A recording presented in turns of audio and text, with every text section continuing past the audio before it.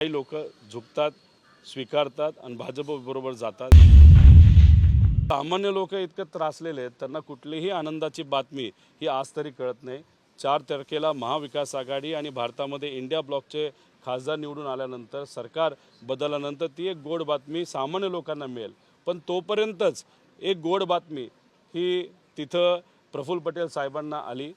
अनेक दिवस, अनेक महिने अजितदादांच्या मागे लागून त्यांनी पवार साहेबांना सोडण्याचा, भाजपबरोबर जाण्याचा, पार्टी आणि चिन्ह चोरण्याचा निर्णय तिथं घेण्यासाठी अजितदादांना भाग पाडलं. आणि अशातच तो निर्णय झाला.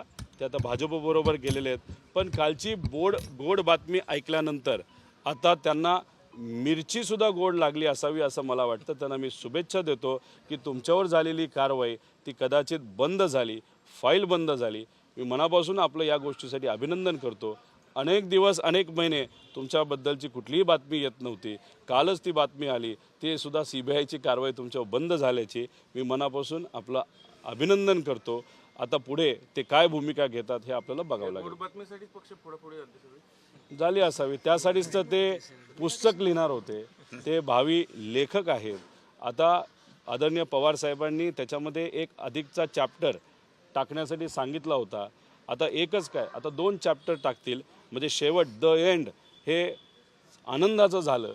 म्हणजे CBIची कारवाई सुरू जी झाली ती एंड, CBIची कारवाई बंद झाली, याच्यावरूनच एंड होईल असं दिसतंय. ठाकरेंच्या शिवसेनेतील वरिष्ठ नेते आज भाजपमध्ये प्रवेश करतायत. काय एकंदरीत यांच्यावरती कोणत्या यंत्रणेची काही पकड वगैरे किंवा काय त्यांच्यावरती दबाव आहे? दबाव असल्याशिवाय ते होत नसतं. चूक केली म्हणून तो दबाव असतो असं नाही. पण घरातल्या लोकांनासुद्धा मोठ्या प्रमाणात अडचणीत आणलं जातं. त्यांना एन्क्वायरीला बोलवलं जातं, पोलीस स्टेशनला बसवलं जातं, एन्क्वायरी चेंबरमध्ये बसवलं जातं. आणि ह्या सगळ्या गोष्टी सहन करण्याची क्षमता सगळ्याच नेत्यांमध्ये आहे असं नाही. त्यामुळे काही लोक झुकतात, स्वीकारतात आणि भाजपबरोबर जातात. पण जे लढतात ते इथंच राहतात. लोकांच्या हिमतीवर, कार्यकर्त्यांच्या ताकदीने लढण्याची भूमिका आम्ही असू, तसंच राऊत साहेब असतील, तसंच काँग्रेस आणि आपचे सर्व नेते आज घेत आहेत. ती महत्त्वपूर्ण गोष्ट आहे.